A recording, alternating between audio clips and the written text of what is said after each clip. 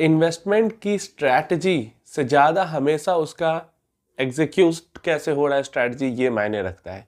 Execution बहुत important है और एग्जीक्यूशन किसी भी म्यूचुअल फंड हाउस का या स्कीम का कैसा है ये हमें उसकी लॉन्ग टर्म परफॉर्मेंस देखकर ही समझ में आता है। और हमेशा यही रीज़न है कि मैं आपको बताता हूँ कि हमेशा स्कीम का लॉन्ग टर्म परफॉर्मेंस चेक करें, शॉर्ट टर्म परफॉर्मेंस पे भरोसा ना करें, एनएफओ के चक्कर में ना पड़े। हमेशा एक पुराने स्कीम जो कि कंसिस्टेंटली लंबे समय से इन्वेस्टर को बढ़िया रिटर्न बना के दे रही है वो ज़्यादा भरोसे के लायक होती है।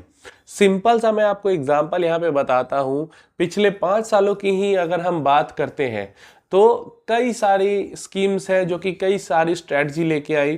कोई स्कीम जैसे कि नावी, ज़ीरोधा म्यूचुअल फंड्स, ये सब जो है ये इंडेक्स फंड को प्रमोट करते हुए मार्केट के अंदर में एंट्री इन्होंने लिया कि हम इंडेक्स इन्वेस्टिंग करके इन्वेस्टर को बढ़िया रिटर्न बना के देंगे। रिटर्न का पता नहीं, फंड का एयूएम भी बढ़ने का नाम नहीं ले रहा, ऑलमोस्ट डेड टाइप फंड्स हैं, कोई ग्रोथ नहीं हो रही इनके एयूएम के अंदर में। कई म्यूचुअल फंड्स है सैमको की तरह जिन्होंने कहा कि हम एक्टिवली मैनेज्ड करके इन्वेस्ट करके ट्रेडिंग टाइप ऑफ इन्वेस्टिंग करके इन्वेस्टर को अच्छा रिटर्न बना के देंगे।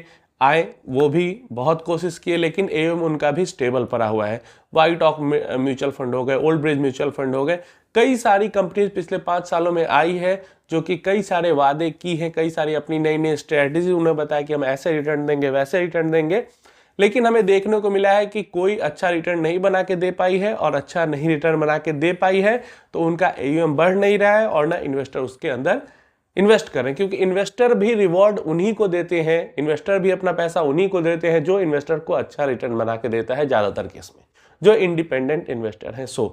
बाकी अगर किसी के थ्रू करना हो, डिस्ट्रीब्यूटर एंड एजेंट के कारण, तो कई सारे म्यूचुअल फंड हाउस चल रही है। यहाँ पे अगर हम बात करते हैं 2 म्यूचुअल फंड हाउस का मैं एग्जांपल लेता हूँ कि क्यों आपको लॉन्ग टर्म परफॉर्मेंस देखनी जरूरी है। स्ट्रेटजी काफी सारी हो जाती है, वैल्यू, कॉन्ट्रा, दिस दैट, 50 तरीके की स्ट्रेटजी हो जाती है। यहाँ पे 2 फंड हाउस की अगर हम बात करते हैं, एक पराग पारिक फंड हाउस और एक quant fund house. Quant AMC, Parag Parikh AMC, दोनों की स्ट्रेटजी बिल्कुल अपोजिट है। Parag Parikh mutual fund company की अगर बात करें तो उनकी जहां पे स्ट्रेटजी हमें होल्ड करने की स्ट्रेटजी, वैल्यू, जो ओल्ड ट्रेडिशनल वैल्यू इन्वेस्टिंग है, बाई एंड होल्ड की इन्वेस्टिंग है, वो स्ट्रेटजी हमें समझ में आती है। यहाँ पे ये जो फंड हाउस है वो अपने पोर्टफोलियो में अभी जब इनका एयूएम बढ़ा है तो इन्होंने नंबर ऑफ स्टॉक्स बढ़ाया है, नहीं तो 20 से 25 स्टॉक्स में ये अपना पोर्टफोलियो को कॉन्सेंट्रेट करके रखते थे और जो जिसके अंदर इन्वेस्ट किया उसके अंदर सालों सालों तक होल्ड करके रखते थे। रिटर्न बढ़िया इन्वेस्टर को बना के दिया, इन्वेस्टर्स ने पैसे दिए इनको। कहाँ 2019 के समय में 2000 करोड़ से भी कम था इनका एयूएम। कट टू 2024 अगर हम इनका एयूएम चेक करते हैं ओवरऑल फंड हाउस का तो लगभग अब 70,000 करोड़ पहुंचने वाला है, 68-69 के पास है। 2000 करोड़ से 5 सालों में 70,000 करोड़ के पास इनका एयूएम पहुंच गया। क्यों इन्वेस्टर्स ने इतना भरोसा दिखाया, इतना पैसा दिया?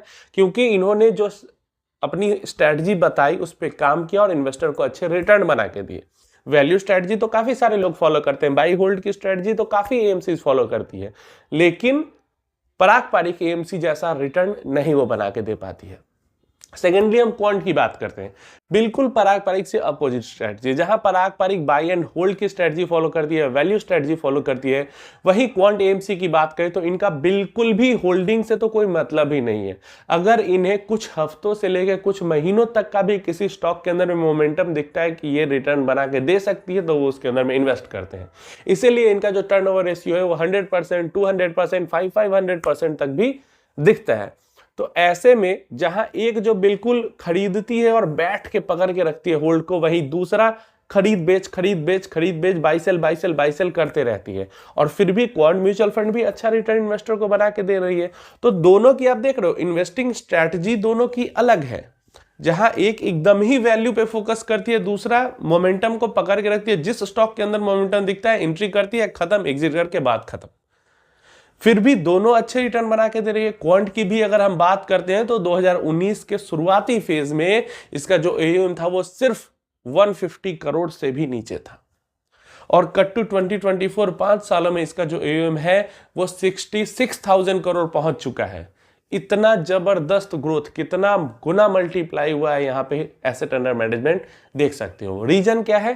स्ट्रेटजी का एग्जीक्यूशन बढ़िया से हुआ, प्ले आउट किया गया बढ़िया से, रिटर्न देने पे इन्वेस्टर को फोकस किया गया। इनका जो VLRT फ्रेमवर्क है उनको डेवलप करने के लिए किसी आर्टिकल में मैंने पढ़ा था लगभग 200 करोड़ रुपए इन्होंने सिर्फ डेटा इकट्ठा करने पे खर्च किए हैं ताकि इस VLRT फ्रेमवर्क को डेवलप किया जाए। आपको पता है इसके अंदर डेटा बहुत लगता है, पूरा डेटा ड्रिवन सिस्टम ही है जहां पे बहुत ज्यादा एल्गोरिदम पे, डेटा पे, मैथ्स पे फोकस करती है। क्वांट फंड हाउस वहीं पारंपरिक जो फंड हाउस है वो अपना बाई होल्ड नॉर्मल चीजों पे ज्यादा, टेक्निकल से बहुत ज्यादा लेना देना नहीं होता है। ये फंडामेंटल पे ज्यादा फोकस करते हैं पारंपरिक, एंड क्वांट बहुत ज्यादा टेक्निकल पे फोकस करते हैं। बिल्कुल स्ट्रैटेजी अपोजिट है, फिर भी दोनों अच्छे रिटर्न्स बना के दे रहे हैं, फिर भी दोनों को पे इन्वेस्टर भरोसा भी ज्यादा दिखा रहे हैं। तो चाहे स्ट्रैटेजी कोई सी भी हो, चाहे बढ़िया से बढ़िया स्ट्रैटेजी क्यों नहीं हो, जब तक उसमें अपना थोड़ा सा तर्का फंड हाउस नहीं लगाएगी, पारंपरिक ने भी अपना इन हाउस डेवलप किया और रिसर्च करती है, उस पर काम करती है, क्वांट ने भी इन हाउस डेवलप किया, उस पर रिसर्च करती है, काम करती है।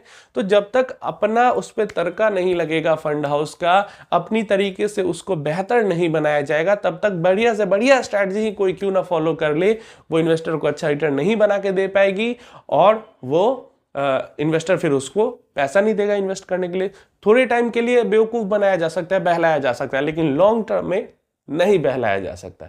इसलिए मैंने कहा कि हमेशा ही लॉन्ग टर्म, कोई भी नई एएमसी आती है, वो कितने भी वादे आपसे करती है, कोई फर्क नहीं पड़ता, उसकी तरफ देखना ही नहीं है।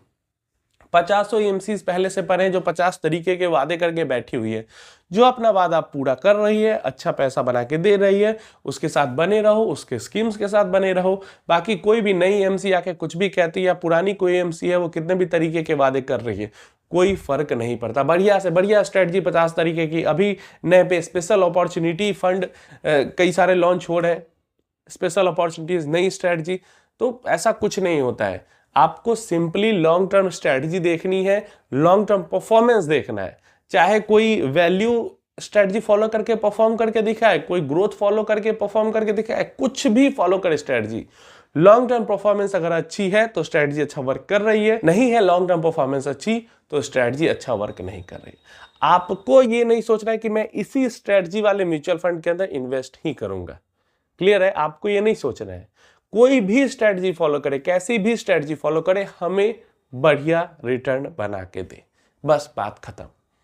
नहीं बना के दे सकती तो चाहे वो दुनिया की सबसे बेस्ट स्ट्रेटजी फॉलो कर रही, लेकिन हमारे लिए वो बेस्ट नहीं है। उम्मीद है जो इन्फॉर्मेशन थी आपको समझ में आई होगी। कई सारे जो इन्वेस्टर हैं, नए इन्वेस्टर हैं, रिटेल इन्वेस्टर, वो फंस जाते हैं एनएफओ के चक्कर में, नए फंड हाउसेस के चक्कर में, जो 10 दिन पहले स्कीम लॉन्च हुई है उसके अंदर पैसा इन्वेस्ट कर देते हैं। वो समझते ही नहीं है कि जो आज ही मार्केट में आई है, जिसका कुछ पास्ट का ट्रैक रिकॉर्ड ही नहीं है, क्या हम देखेंगे उसके बारे में, क्या समझेंगे, क्या उसकी एनालिसिस करेंगे।